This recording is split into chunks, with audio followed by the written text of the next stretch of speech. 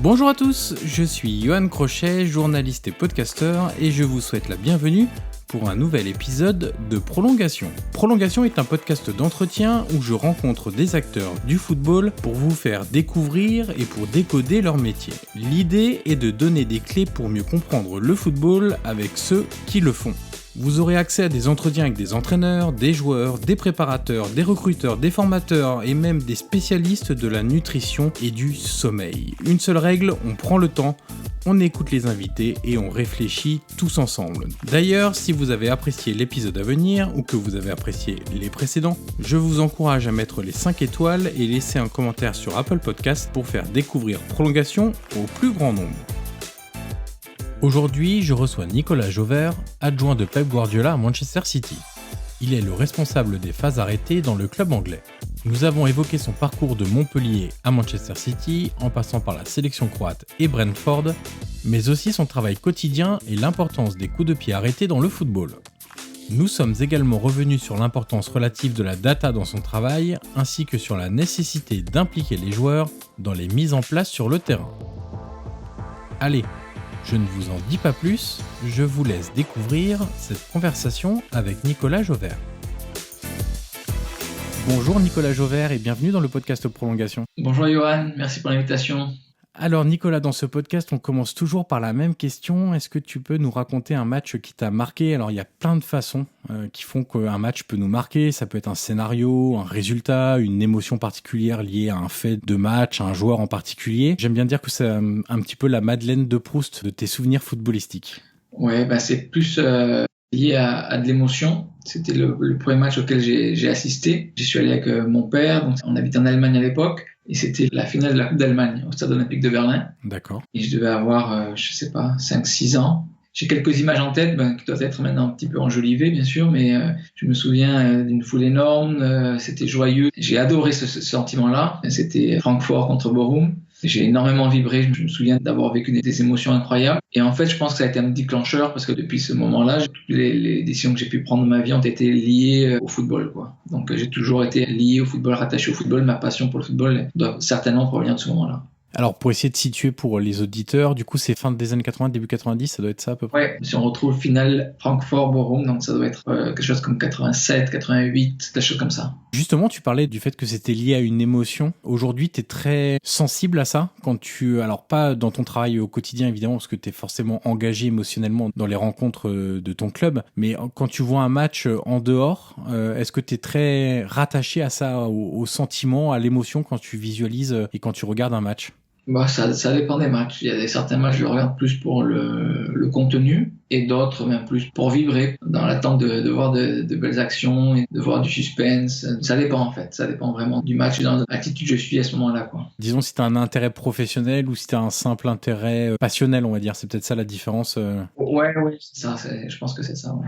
Alors avant d'arriver à ton rôle actuel à Manchester City, on va parler un petit peu de ton parcours et je te propose de commencer par tes études au Canada pendant 2 ans qui t'ont fait découvrir l'univers très important de la data dans le sport. Alors t'es pas le seul puisque dans ce podcast j'avais interviewé Enzo Djebali qui avait aussi franchi l'Atlantique et avait découvert la prédominance de la data dans les sports américains. Quel effet ça t'a fait ? Comment tu as découvert cette importance vraiment capitale dans les sports US de la data et quelles leçons tu en as tirées et qu'est-ce que ça t'a apporté en fait au tout début de ton parcours ? Donc dans le traitement médiatique des grands sports US, il y avait beaucoup plus déjà à l'époque de statistiques qui étaient présentées, des analyses. Ça m'avait interpellé, mais surtout c'était à l'université de Sherbrooke, là où j'étudiais. Même les sports, donc les équipes de l'université de volley, de football américain utilisaient déjà beaucoup les data et la vidéo. Et c'était quelque chose d'assez nouveau pour moi. Et j'avais de suite vu un lien avec le foot et je voyais plein de possibilités pour le football. Et pour moi, ça faisait beaucoup de sens. Et donc, à partir de là, je m'y suis intéressé de près. J'ai investi dans du matériel, donc un logiciel, l'ordinateur, la caméra, etc. Et puis, je me suis formé tranquillement de mon côté. Et de suite, j'ai eu envie d'appliquer ce que je commençais à développer dans une structure professionnelle. Alors justement, tu rejoins le club de Montpellier en 2009, d'abord au poste d'analyste vidéo. Alors dans une longue interview à l'équipe, tu expliquais avoir eu un peu de mal au début car tu n'avais pas les codes d'un club de foot. Est-ce que tu peux nous en dire un peu plus, nous raconter un peu cette adaptation à un environnement que visiblement tu ne connaissais pas ? Disons que passer du milieu amateur au milieu professionnel, il y a des différences, mais quand je parle de code, c'est au niveau du souci du détail, de la rigueur, de la compréhension des relations entre membres du staff et des joueurs, par exemple, qui est un petit peu différent au niveau amateur qu'au niveau professionnel. Donc c'était à ce niveau-là que je parlais. Alors tu fais également une pige avec la sélection nationale croate lors de la Coupe du Monde 2014. Sur un tournoi aussi court, toi qui étais habitué du coup à travailler sur l'entièreté d'une saison à Montpellier, est-ce que tu as été obligé de condenser ta mission et tes axes de travail de manière particulière pour un tournoi qui dure en général un mois et demi avec la préparation? Disons que c'était difficile de tout faire. Et je voulais pas tout faire parce que je voulais avant tout qu'il y ait de la qualité. Et donc j'avais commencé à mettre les outils dans les mains des membres du staff et pour en fait organiser un travail pas seulement centré sur moi, mais que tout le monde puisse y participer et mettre sa touche. Donc c'était pas une surcharge pour les autres membres du staff, mais c'était plutôt un système coopératif qui permettait de travailler mieux et d'être plus efficace. Alors, on vient d'évoquer ton arrivée à Montpellier, l'aventure avec la sélection croate. Est-ce que dans tes études, on fait un flashback rapide sur tes études, ou est-ce que dans ton adolescence, il y avait cette volonté absolue de travailler dans des structures professionnelles sportives, ou est-ce que c'est venu, je vais pas dire par hasard, mais par opportunité en tout cas? Oui, je pense que ça a toujours été dans un coin de ma tête et ça a pris forme surtout durant mon passage au Canada où je travaillais dans un club de foot. Donc j'étais 2 ans directeur technique d'un club de foot à Sherbrooke au Québec et j'appréciais énormément ce que je faisais, mais j'étais un petit peu frustré par le niveau de pratique. Donc c'était un club, très gros club, plus de 1600 joueurs, mais le niveau était assez bas. Et j'avais cette envie-là de rejoindre un club ou de rejoindre le monde professionnel où je pensais pouvoir m'épanouir un peu plus. Alors, on va revenir un instant sur Brentford. Dans un instant, on va reparler de ta manière de fonctionner lors de ton passage dans ce club anglais avant d'arriver à Manchester City. Mais je te propose de nous raconter une petite anecdote que tu m'avais déjà donnée concernant la vision anglaise et entre guillemets l'importance accordée, on va dire, plutôt à la compétence qu'au diplôme ou au CV. Cette anecdote, c'est que j'ai rencontré Brentford lors de conférences où je présentais des études que j'avais pu faire sur les CPA en Ligue 1. Donc, ils avaient apprécié ma vision. Ça correspondait exactement à ce qu'ils cherchaient à faire. Et au fur et à mesure de nos discussions, de nos rendez-vous, je me suis rendu compte qu'à aucun moment, ils m'avaient posé la question, ils cherchaient à savoir si j'avais des diplômes d'entraîneur ou non. Ça m'avait interpellé, puis ça m'avait plu aussi. Ça montrait qu'ils s'intéressaient plus à ce que je voulais faire, à ma vision, qu'au diplôme. À partir de quel moment tu bascules dans la spécialisation du travail sur coup de pied arrêté? Est-ce qu'il y a eu un élément déclencheur? Est-ce que c'est venu très naturellement de ton poste d'analyste vidéo, entre guillemets, où tu as pu faire des focus sur les phases arrêtées? Est-ce que ça vient de là ou est-ce qu'il y a eu un autre élément déclencheur qui t'a fait, entre guillemets, basculer sur cette spécialisation? Est-ce que c'est peut-être une demande d'un entraîneur ou quelque chose comme ça? Bon, je dirais qu'il y a vraiment un moment clé. C'était l'année du titre du Montpellier Hérault en 2012. Et dans les dernières journées de championnat, on jouait Toulouse, qui était alors entraîné par Alain Casanova. Et je me souviens donc avoir étudié Toulouse et avoir beaucoup apprécié leur combinaison sur corner, coup franc. Et je voyais qu'il y avait beaucoup de recherche, beaucoup de travail effectué derrière. Et à partir de là, j'ai commencé à m'y intéresser. Et petit à petit, plus je lui passais de temps, plus ça m'intéressait et je comprenais un petit peu plus. D'autres questions apparaissaient et puis j'ai jamais arrêté. Alors dans ton travail au quotidien à Montpellier, à Brentford puis à Manchester City, comment tu réussissais à placer, et tu places encore d'ailleurs, la jauge entre le fait d'être force de proposition auprès de ton entraîneur et le fait de répondre aux requêtes de tes entraîneurs? Parce que au final, un poste aussi spécialisé sur la data et les coups de pied arrêtés, ça peut vite tourner, quand on est vraiment très spécialiste et très dans l'analyse profonde des choses, ça peut tourner à la démonstration de skills, en fait, de compétences. Comment tu réussis à marier cette démonstration de compétences avec la réalité du quotidien et dans les dialogues avec tes entraîneurs? La clé, pour moi, c'est d'avoir toujours en tête que le plus important, c'est la réussite collective. Et qu'on puisse marquer ou non sur coup de pied arrêté ou qu'on encaisse des buts ou non sur coup de pied arrêté, c'est important, ça fait partie de mon travail, mais le plus important, c'est qu'on gagne. Je vois pas l'intérêt de forcer des choses pour qu'on marque un peu plus de buts sur CPA, que ça soit contrebalancé par être moins performant dans le jeu. Mon travail, c'est aussi de comprendre surtout avec qui je travaille. Le plus important, ça reste le jeu. si les CPA sont importants, ils ne sont pas vraiment prioritaires. Et donc, c'est à moi de m'adapter à la philosophie de jeu du coach en place, sa façon de s'entraîner, aux joueurs, au contexte d'entraînement. Ça peut être, je dois m'adapter au centre d'entraînement à disposition, les terrains, au nombre de matchs dans la semaine, au calendrier, etc. Je suis pas là pour démontrer un savoir, mais je suis là pour apporter le maximum à l'équipe. C'est marrant parce que quand on parle aux gens comme ça, aux personnes qui s'intéressent au foot, d'un spécialiste de coups de pied arrêtés, on entend tout de suite, ou on imagine tout de suite les phases offensives en fait. Et t'as bien précisé dans ta réponse précédente qu'il y avait aussi la partie de travail sur les phases défensives, c'est-à-dire essayer d'encaisser le moins de buts possible sur des phases arrêtées de l'adversaire. Comment là aussi tu places la jauge entre le travail sur les phases offensives et les phases défensives, et est-ce que c'est très tributaire aussi au final on va employer un peu une tarte à la crème, mais de la philosophie de l'entraîneur qui est en place? La jauge, elle est variable et ça va dépendre de la dynamique dans laquelle l'équipe se situe, de l'adversaire, du temps à disposition. Et à partir de là, on dégage des priorités pour l'entraînement. Mais de manière générale, on travaille un petit peu plus les phases offensives.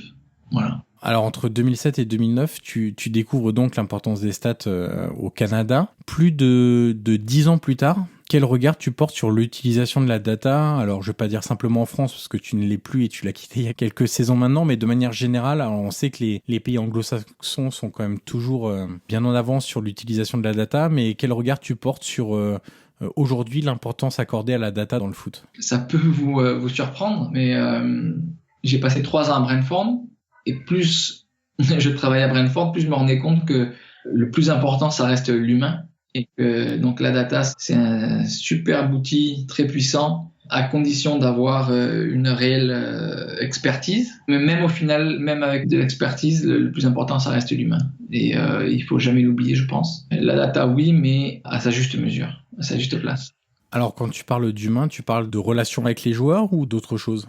Non, la relation avec les joueurs ont des émotions, ont une expérience, des intuitions, le coach, le staff technique aussi. Il y a des moments aussi qui sont difficiles à percevoir, mais on sent quand une équipe est sur une dynamique positive et ça peut ouvrir des portes. On peut aller à l'encontre de ce qui est considéré comme pertinent par les stats, mais qu'au final, dans cette dynamique-là, dans cette période-là, c'est la bonne chose à faire. En gros, il faut que les stats s'inscrivent dans un contexte qui est marqué par beaucoup d'éléments extérieurs. C'est en gros un peu l'idée de... Oui, le contexte est clé dans tous les cas. Ce que moi je fais par exemple pour les CPA à City est complètement différent de ce que je faisais à Brentford et ça serait encore complètement différent dans un autre club. Alors, est-ce que tu peux expliquer quelques points peut-être de différence entre ce que tu as fait, je sais pas, par exemple à Montpellier, à Brentford et à City? Non, à Montpellier, j'étais analyste, donc je m'occupais pas des CPA. Mais entre Brentford et City, le nombre de matchs, même si on joue beaucoup en Championship, City joue encore plus. Parce que on joue le championnat, la League Cup, l'an passé on a été jusqu'en finale, on l'a gagné, demi-finale de la FA Cup, quart de finale de Ligue des Champions, donc on joue, je crois, 58 matchs. Donc ça laisse très très peu de place à l'entraînement. On est quasiment tout le temps en récupération. On entraîne très très peu les CPA. À City, les CPA, l'équipe n'est pas dépendante des CPA pour gagner des matchs. L'an passé, on était autour de 16% de buts marqués sur CPA. Ce qui était déjà une progression par rapport à l'année d'avant, je crois. En nombre de buts, oui, on a progressé. C'était un bel exemple parce qu'on est l'équipe qui a marqué avec Liverpool le plus de buts sur CPA en Première Ligue l'an passé. Mais on marque tellement de buts dans le jeu que ça représente 16% des buts marqués. D'autres équipes ont marqué moins que nous, mais le total de buts marqués sur CPA représente les 40% ou un peu plus. Mais ça démontre simplement la dépendance d'une équipe sur les CPA ou non. Et nous, clairement, on n'est pas dépendant des CPA. Et c'est pour ça que la place ici, à City, elle est différente que celle qu'avaient les CPA à Brentford, par exemple. Donc, en termes d'entraînement, c'est moins prioritaire. Donc, il y a moins d'entraînement, et c'est tout à fait normal. Les CPA doivent être adaptés à tout le reste. Et non pas, on va pas déplacer, on va pas construire l'entraînement autour des CPA, comme ça peut être le cas ailleurs. Donc, un petit peu tout ça, oui.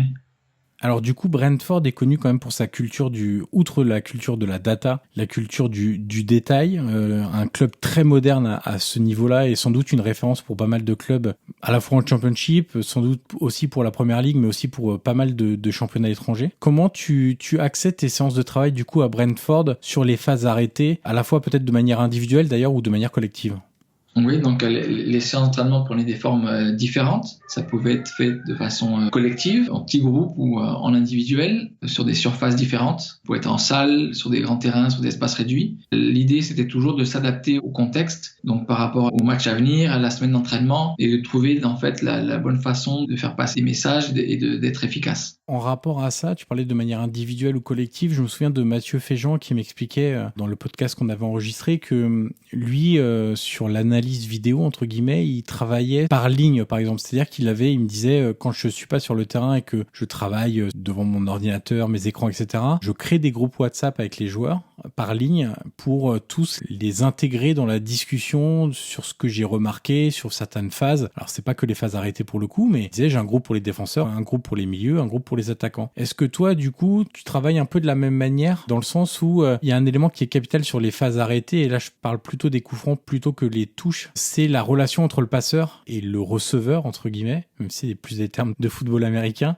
Donc oui, les relations techniques sont clés, très importantes. On les travaille un petit peu plus sur le terrain qu'en salle. J'aimais beaucoup, surtout à Brentford, réunir certains joueurs, surtout des joueurs qui avaient un goût pour les CPA et qui avaient du poids dans l'effectif pour préparer les matchs. Et parfois même, un joueur de ce petit groupe-là vient présenter le plan de match dans tout le reste de l'effectif. Et ça permettait de construire une culture CPA, mais aussi, je crois que lorsque les joueurs sont partie prenante du projet, ils sont un peu plus investis et ça permet aux autres joueurs d'avoir encore un peu plus confiance. Et sur la communication hors terrain, entre guillemets, si je reprends l'exemple de Mathieu Féjean, il m'expliquait qu'en dehors des séances pendant lesquelles il était sur le terrain, où il impliquait évidemment tout le monde, il lui arrivait de faire des montages, en fait, vidéo, tout simplement, et de les envoyer, de pas attendre le lendemain, par exemple, où, tu l'expliquais, hein, tout est très condensé en termes des entraînements, parce que vous jouez tous les 3 jours avec City. Alors là, je parle de City, mais ça peut être le cas aussi, c'était avec Brentford, hein. Tout est très condensé, donc bon, parfois, pendant l'heure et demie, l'heure et quart, l'heure 45 d'entraînement, on n'a pas le temps de tout faire et de tout voir. Et lui, Mathieu Féjean, il utilisait donc des messageries type WhatsApp, par exemple, pour communiquer avec les lignes. Donc lui, c'était un peu différent parce que c'était pas que coup de pied arrêté, mais en gros, il disait aux défenseurs, voilà les mouvements de l'attaquant qu'on s'apprête à rencontrer. Voilà comment vous voyez les choses, comment vous comptez vous organiser. Moi, je pense qu'on pourrait faire ça, etc. Est-ce que toi, de ton côté, tu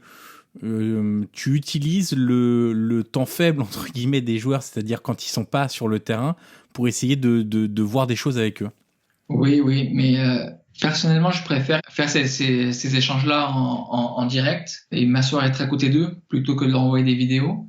Et j'aime avoir leur ressenti, comment est-ce qu'ils ont vécu la situation. Donc, je préfère être au contact du joueur et échanger. Je pense que ça permet de créer une relation et d'être encore plus riche. Est-ce que tu accordes une grande importance au pourcentage de buts marqués sur coup de pied arrêté? Il faut faire attention avec les pourcentages de buts marqués sur les CPA et le nombre de buts marqués en fin de saison sur les CPA parce qu'on est sur des tout petits nombres. Et on peut très bien passer d'une équipe moyenne à une équipe super bonne parce qu'il y a 2 poteaux, 3 poteaux rentrants et sans ces poteaux-là, le poteau était sortant, et on aurait été dans la moyenne. Et ça vient un petit peu masquer la réalité des choses. Par exemple, si tu veux dire que si on passe de, je sais pas, hein, je prends des chiffres un peu au hasard, mais pour une équipe qui marque 100 buts, si on passe de 17 buts sur coup de pied arrêté à 21 buts sur coup de pied arrêté, le pourcentage va forcément augmenter, mais en soi, l'échantillon est assez faible pour en tirer une tendance, c'est ça que tu veux dire? Quand il y a des classements du nombre de buts marqués sur CPA, une équipe qui marquerait 10 buts, elle serait à la fin du championnat, elle serait dans la moyenne basse, avec un peu plus de réussite, à 13 buts, 14 buts, elle serait dans la moyenne haute, mais au final, la performance serait la même. Donc au final, c'est aussi sur la durée que tu juges ça? Exactement. Et on s'aperçoit, comme c'est une phase, comme les CPA sont une phase un petit peu chaotique, avec beaucoup de monde, etc.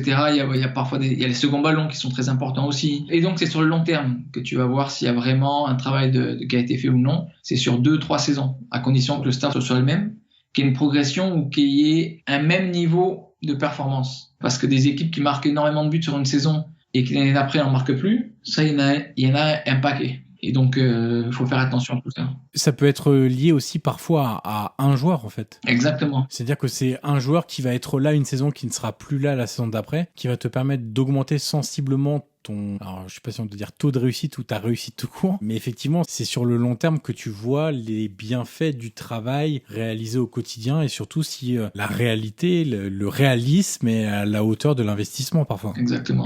C'est vraiment dépendant de la qualité intrinsèque d'un ou deux joueurs particuliers et parce qu'il y a ce phénomène un petit peu de réussite, de chance, et on en a parlé un petit peu avant le facteur psychologique. Certaines équipes sont dans une dynamique super positive sur les CPA, donc ils vont être beaucoup plus en confiance, beaucoup plus déterminés, et ça va faire qu'ils vont être performants, et l'année suivante, ces petits moments-là positifs ne seront plus, et puis ils seront beaucoup moins efficaces.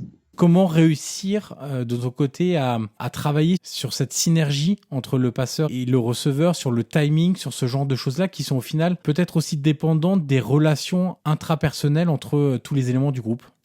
Justement, c'est exactement ça. J'essaie au maximum de développer ces relations entre les joueurs et que la solution ne vienne pas forcément de moi, mais plutôt que la relation provienne des joueurs, de faire en sorte qu'ils puissent communiquer, que ce soit sur le terrain, après une tentative, en amont, dans la préparation du match, de savoir ce que chacun ressent, de faire en sorte que tous les joueurs soient à l'aise et qu'ils puissent en discuter avant la séance. Et ça, c'est l'idéal. Donc t'encourages en fait le dialogue, c'est réussir à fédérer tous les éléments qui composent, alors les éléments humains je parle, qui composent ces phases arrêtées pour une meilleure efficience au final à la fois défensive et offensive. C'est ça, exactement, que les joueurs se comprennent et que chacun puisse donner le meilleur de soi-même. Du coup, vu la prépondérance des coups de pied arrêtés, il y a aussi un élément technique dans le recrutement qui est de trouver le bon joueur qui va permettre de passer un cap et de donner de l'importance qui est souhaitée par le club à ces phases arrêtées. Comme les coups de pied arrêtés faisaient partie intégrante de la stratégie générale, on voulait recruter un très très bon tireur de CPA, mais qui soit aussi suffisamment bon pour être un titulaire. Bien sûr. On avait fait plusieurs recherches au niveau statistique, à la vidéo, etc., pour essayer de trouver le joueur qui nous permettrait de faire un saut qualitatif au niveau des CPA, tout en maintenant une qualité dans le jeu. Et donc, j'avais participé à ce processus-là. Je m'étais aussi déplacé à l'étranger pour rencontrer le joueur qu'on avait ciblé, pour lui présenter notre façon de faire, etc. Et ça avait été apprécié parce que le joueur voyait qu'on allait s'appuyer sur ses points forts et que ça allait le mettre en lumière. Alors dans ce podcast, la data a été évoquée pour des questions de recrutement avec Enzo Djebali, dans le travail d'analyste vidéo avec Mathieu Féjean, sur l'aspect médiatique et professionnel avec Loïc Moreau. Est-ce que comme eux, tu constates une forte évolution de l'approche mathématique, voire même scientifique du sport, et quels axes d'amélioration tu vois encore de ce côté-là? Alors j'ai bien compris qu'il y avait un côté humain qui était très important et qu'il fallait surtout pas négliger, mais dans l'approche scientifique du sport, on voit qu'il y a des postes de data scientists qui sont créés dans les clubs notamment. On voit qu'il y a de plus en plus de fournisseurs de stats qui travaillent avec les clubs professionnels. Quels axes d'amélioration tu vois? Et toi, dans ta mission précise sur coup de pied arrêté, est-ce que tu as imaginé des choses qui pourraient encore améliorer l'efficacité de ton travail avec des éléments extérieurs comme des fournisseurs de stats, etc.?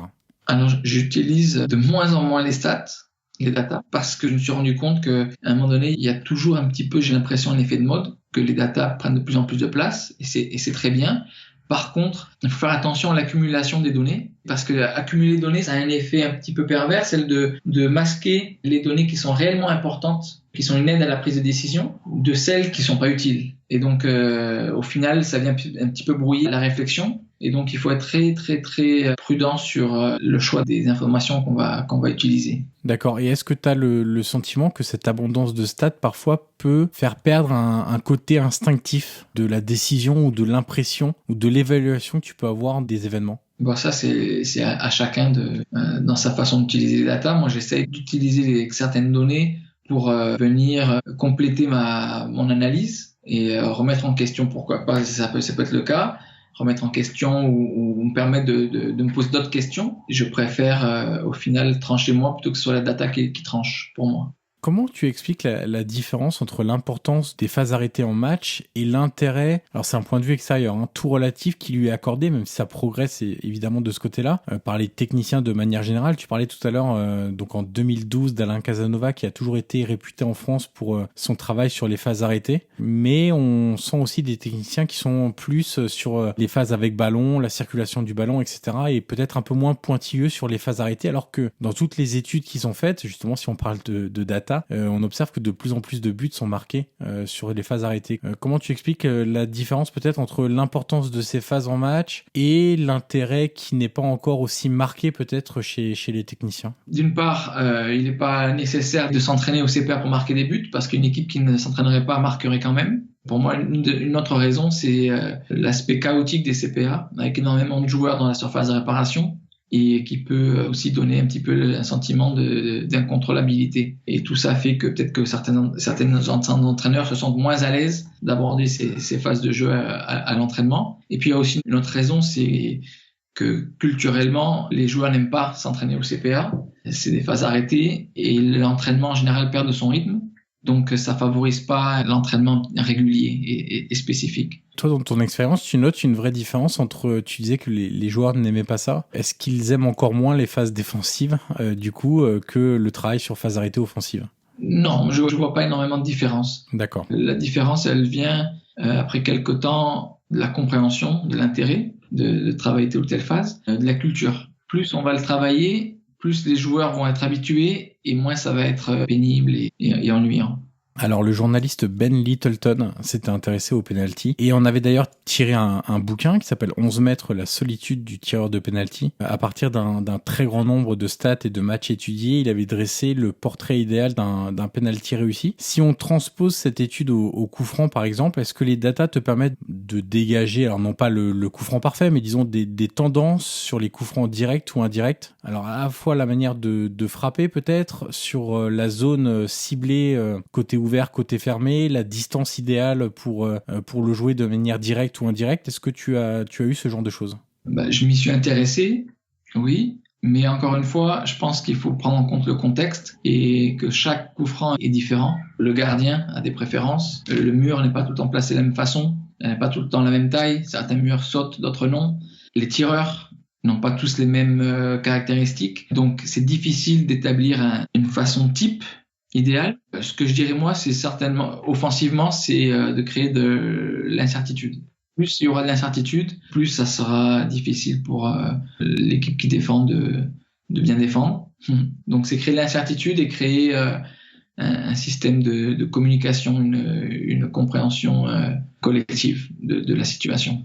Alors, on va revenir sur cette incertitude dans quelques secondes, mais tu parlais d'effet de mode tout à l'heure pour la data. Sur les coups de pied arrêtés offensifs, un effet de mode actuel qu'on ne voyait pas il y a encore un an et demi, c'est le joueur qui s'allonge, entre guillemets, derrière le mur pour éviter que le ballon passe sous le mur si celui-ci saute. Est-ce que c'est quelque chose que vous avez travaillé? Il me semble que Manchester City était parmi les premiers à faire ce genre de choses. Est-ce que c'est quelque chose que vous avez beaucoup travaillé? Est-ce que c'est quelque chose que toi, tu avais remarqué du coup et que tu as fait travailler aux joueurs? Comment tu expliques cette petite mode? Parce qu'au final, des buts, des coups francs marqués sous le mur, entre guillemets, c'est-à-dire des tirs à terre quand le mur saute, il n'y en a pas tant que ça en fait. Oui, il n'y en a pas tant que ça, et ça dépend surtout de la position du ballon, de la proximité du ballon au but, de l'identité du frappeur aussi. Donc c'est pas quelque chose qui est à faire tout le temps, et puis il faut savoir quand le faire, si c'est le bon moment ou pas, en fonction de l'adversaire. Mais c'est pas quelque chose qui est travaillé énormément. Parce qu'au final, tu consommes un joueur de plus aussi pour faire cette parade-là. C'est-à-dire que c'est, alors le mur, mettons un mur de 4, tu as un 5e joueur qui est du coup mobilisé pour ça et c'est un joueur de moins que tu as dans la surface pour éventuellement être au duel avec un adversaire s'il y a une possibilité de le jouer de manière indirecte ou autre possibilité, c'est-à-dire un ballon qui rebondit et qui atterrit dans la surface. Oui, mais lorsque le ballon est proche de la surface de réparation, c'est extrêmement rare que le coup franc soit pas directement. Dans ces cas-là, il y a peu de centres. Donc même s'il y a un joueur de moins côté ouvert, c'est pas un trop grand problème. Et d'avoir un joueur qui s'allonge, par exemple, derrière le mur, ça permet au mur de sauter et donc au gardien de se positionner un petit peu différemment. Voilà. Donc après, c'est pas une décision que je prends seul. Lorsqu'on décide de le faire pour un match bien précis, c'est discuter avec l'entraîneur des gardiens et avec le gardien. Alors, je reviens un instant sur l'incertitude que tu évoquais tout à l'heure. Dans les années 2000, moi, j'avais découvert quelqu'un qui travaillait à Catane et à la Fiorentina, qui s'appelle Gianni Vio, qui était devenu un des premiers experts sur coups de pied arrêtés. Alors, faut savoir que c'est quelqu'un qui vient pas du tout du monde du foot. Il était banquier. Avant de devenir adjoint à Catane puis à la Fiorentina, c'est quelqu'un qui, sur son temps libre, en fait, qui était un gros passionné de foot, avait noté l'importance des coups de pied arrêtés et surtout réalisé beaucoup de schémas en fait, dans un bouquin, un livre de notes, entre guillemets. Et ensuite, il l'avait présenté à des entraîneurs, des clubs, etc. Et le premier à lui avoir fait confiance, c'était Walter Zenga à Catane. Il avait inventé, en fait, de nombreux schémas pour perturber les adversaires. Alors, c'est là où je reviens à l'incertitude. Moi, j'ai un souvenir en tête et je mettrai le lien en description de cet épisode. Je mettrai le lien YouTube. Je me souviens d'un but marqué par Catane où, en fait, il y a eu un énorme cirque, parce qu'on peut appeler ça quasiment un cirque, fait par les joueurs de Catane pour perturber la concentration du mur, la concentration du gardien, la concentration des joueurs qui étaient aussi dans la surface de réparation, parce que c'était un coup franc qui était un petit peu excentré, donc il y avait la possibilité de le tirer directement ou indirectement. Typiquement, c'était des courses sur les côtés, un mur devant le propre mur des adversaires, qui ensuite éclate et part dans toutes les directions. On est donc là, après l'analyse que tu peux faire, ton travail préalable, à la proposition et la mise en application de systèmes sur le terrain, c'est-à-dire passer de la théorie à la pratique, entre guillemets. Comment tu fonctionnes de ton côté sur ce lien entre la théorie et la pratique sur le terrain ? Pour revenir à Gianni Vio, j'ai eu la chance de le rencontrer. Je l'ai remplacé à Brentford, donc on s'est rencontrés quelques fois. On a échangé donc sur les CPA, c'était très intéressant. Et je reviendrai aussi sur cet exemple-là de Catane. Ce qui est faisable à Catane, il n'est pas forcément à Manchester, il n'est pas forcément à Brentford, etc. Il y a un contexte particulier. Et le lien entre un petit peu partout, c'est comme tu l'as dit, c'est l'incertitude. Et on peut le faire de différentes façons. Donc de façon un peu plus spectaculaire comme Gianni le fait, de façon un petit peu plus masquée, on va dire. Mais tout ça dépend aussi du contexte qui est pour moi fondamental. Pour mettre en place certaines combinaisons, et cela requiert pas mal de temps d'entraînement. Et quand on n'en a pas, on doit travailler de façon différente. Et est-ce qu'il y a aussi le fait que, tu me disais, ce qui est faisable à Catane ne l'est pas forcément à City. Est-ce qu'il y a un lien avec, on va dire, le statut des joueurs ? C'est-à-dire que c'est plus facile de demander à certains joueurs de faire certains mouvements sans ballon qui paraissent un peu parfois bizarres et peut-être un peu plus difficile de le faire avec des joueurs qui ont un statut important. Est-ce que ça existe ou pas du tout, du coup ? Oui, mais c'est pas tellement le statut des joueurs. Il faut aussi se mettre à la place des joueurs, je pense. Donc, en plus de la pression avec des joueurs professionnels, ils sont jugés tous les matchs par le coach, les fans, le public, ça passe à la télé, etc. Imaginez-vous si on leur rajoute une pression supplémentaire en leur demandant de faire des courses, tu as utilisé le mot bizarre, qui risque de les mettre un petit peu mal à l'aise. Je suis pas certain que ça soit la bonne façon. Moi, personnellement, ça peut être fait de façon très ponctuelle, mais ça peut pas être quelque chose qui, selon moi, qui se répète trop souvent. De règle générale, j'essaye d'impliquer au maximum les joueurs, de m'appuyer sur leurs points forts. On travaille ensemble. Voilà. C'est pas moi qui impose des choses, qui impose des courses qui font pas de sens pour eux. J'essaye de les faire rentrer dans le projet, parce que l'idée, c'est qu'on travaille ensemble et qu'on soit tous efficaces ensemble. Parce qu'au final, c'est eux qui sont sur le terrain. Et donc, c'est normal de prendre en compte leur avis. Et puis de toute façon, tu peux réussir sur un court laps de temps à faire adhérer des joueurs à des idées qu'ils n'aiment pas, entre guillemets, mais sur le long terme, c'est assez peu probable que ça se passe bien, de manière générale. Exactement, donc de façon ponctuelle, une fois, pour surprendre, et parce qu'ils apprécient l'idée, c'est très bien, mais de baser sa stratégie là-dessus, je trouve ça un petit peu périlleux. Alors pour revenir à Gianni Vio, il expliquait que cette spécialisation, entre guillemets, ce qu'il avait fait avait deux conséquences. La première, on vient d'en parler, c'était de surprendre l'adversaire. Et la deuxième, lui, expliquait que ça avait une conséquence aussi psychologique. C'est-à-dire qu'une fois qu'on avait reconnu que Catane était un club spécialisé, très fort, entre guillemets, plutôt que spécialisé sur les coups de pied arrêtés offensifs, il y avait chez l'adversaire un petit état de stress avant le match, car il savait que l'équipe de Gianni Vio était très difficile à contrer sur coup de pied arrêté. Pour donner un exemple chiffré, donc il était à Catane en 2011-2012 et la Fiorentina en 2012-2013, puisqu'il avait suivi Vincenzo Montella qui était l'entraîneur. Ces deux équipes avaient marqué plus d'un tiers de leurs buts sur coup de pied arrêté. On revient au pourcentage tout à l'heure, c'est-à-dire que c'est une équipe qui marquait peut-être, sans doute même, beaucoup moins de buts que Manchester City le fait aujourd'hui. Et c'était même monté à 38% à Catane lors de certaines saisons. Tu crois à ce phénomène psychologique entre guillemets en te disant bon attention, alors soit il y a un très bon tireur de coup de pied arrêté, soit il y a de très bons joueurs de tête. On se rappelle lors de la Coupe du Monde 2018 que les Anglais marquaient énormément de buts sur coup de pied arrêté. D'ailleurs l'essentiel de leurs buts lors de la Coupe du Monde ont été marqués sur des phases arrêtées. Oui, moi je crois beaucoup aux facteurs psychologiques sur les phases arrêtées. Pour moi c'est même essentiel et c'est pour ça que j'essaie d'inclure les joueurs, de créer une sorte de conviction chez nous d'abord qu'on peut être dangereux, qu'on va être dangereux. Et pour ça, il faut les impliquer, il faut prendre en compte leur avis, leur sensibilité pour les faire adhérer au projet. C'est pour moi la première étape avant d'être efficace. Et ensuite, la conséquence, ça sera de créer une pression chez l'adversaire, une crainte. qui va modifier un petit peu leur comportement et ça va générer une dynamique. On peut observer le même effet inverse défensivement chez certaines équipes qui encaissent 2-3 buts dans un court laps de temps et qui ensuite se retrouvent à changer leur organisation et qui se retrouvent un petit peu perdus, qui se retrouvent plus en danger. Est-ce que le fait d'avoir alors je prends l'exemple de Manchester City du coup, mais tu me diras pour Brentford aussi, est-ce que le fait d'avoir un excellent tireur de coups de pied arrêtés, que ça soit de manière directe ou indirecte, c'est plus lié à la technique, entre guillemets, technique de frappe notamment, comme Kevin De Bruyne à Manchester City, t'offre du coup dans ton métier au quotidien plus de possibilités en fait. Est-ce que ce côté-là technique compte ou est-ce que, comme tu l'as déjà évoqué, c'est plutôt le côté réussir à les faire adhérer aux choses qui va être le point clé de ton travail? Bien sûr, de toute façon, le football est un sport de footballeurs. C'est eux qui marquent les buts, c'est eux qui font le jeu. Moi, je suis là juste pour les accompagner. Plus l'équipe compte de bons joueurs, mieux c'est, et plus ça donne de possibilités. Mais les faire adhérer, c'est essentiel aussi, parce que aussi bon peut être un joueur, s'il n'est pas convaincu, s'il adhère pas au projet, ça va être difficile pour lui d'être aussi bon qu'il peut l'être. Et donc, des bons joueurs convaincus, c'est l'idéal. Après, le profil des joueurs de l'équipe va orienter la stratégie de l'équipe. Si on compte pas de super tireurs dans son effectif, eh bien, on peut travailler différemment par du jeu court ou par d'autres stratégies. Et de la même façon qu'une équipe qui ne compterait pas de super joueurs de tête aurait quand même à sa disposition d'autres moyens pour être efficace.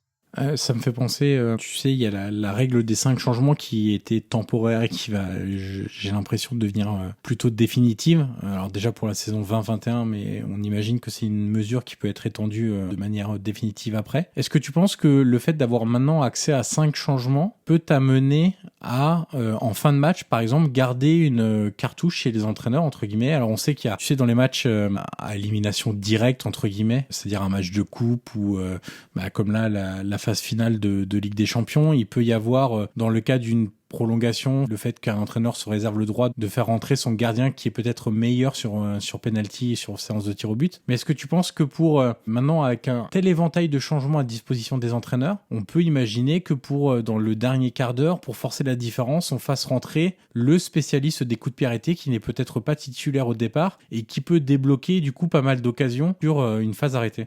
Oui, je suis sûr que ça a déjà été fait. Ça peut être donc un tireur, ça peut être aussi un bon joueur de tête qui rentre en fin de match pour exploiter des longs ballons, des coups de pied arrêtés offensifs, ou même pour défendre, des bons joueurs de tête qui rentrent en fin de match pour défendre sur des phases arrêtées. Ça a déjà été fait. Après, à City, ça sera sûrement pas la façon de faire parce que, comme je vous l'ai dit, on n'est pas dépendant des CPA et c'est pas dans la philosophie de l'équipe. Mais ailleurs, oui, très certainement.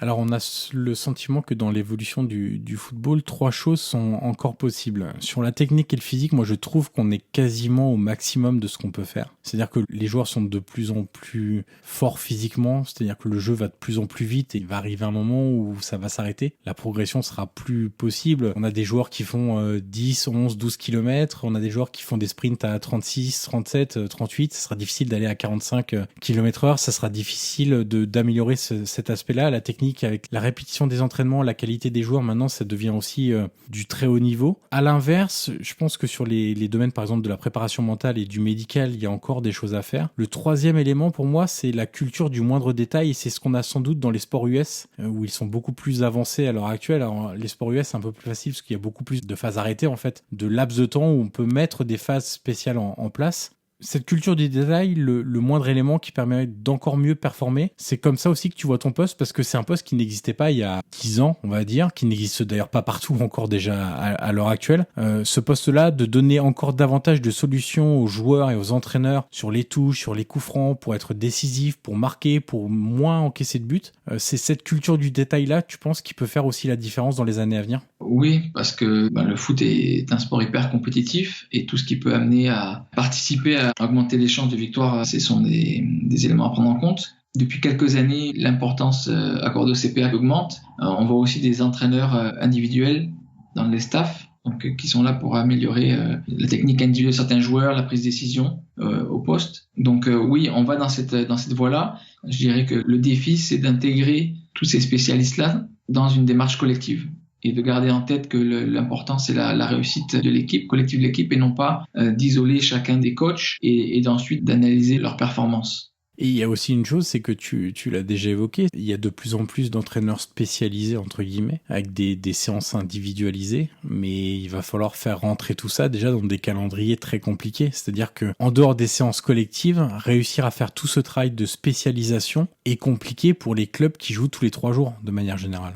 Oui, et c'est pour ça que le contexte, j'en reviens encore toujours au contexte, qui est clé, ce qui peut être fait à Brentford. Donc à Brentford, on avait aussi un entraîneur qui venait pour travailler la technique de frappe. On avait une coach qui améliorait la qualité du sommeil. On avait un coach de tactique qui venait pour travailler avec certains joueurs à certaines positions. Et tout ça, c'était faisable parce qu'on jouait parfois et souvent un match par semaine.